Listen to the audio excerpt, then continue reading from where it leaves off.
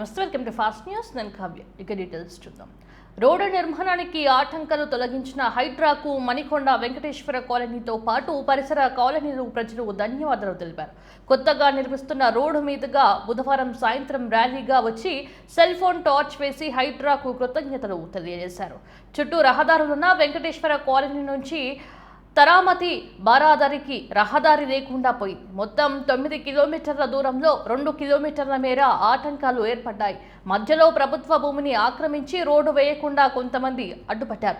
హైడ్రా ప్రజావానికి ఫిర్యాదు అనటంతో రంగంలోకి దిగి విచారించి అక్రమాలను తొలగించింది. దీంతో జీహెచ్ఎంసీ రోడ్డు వేయడం మొదలుపెట్టింది.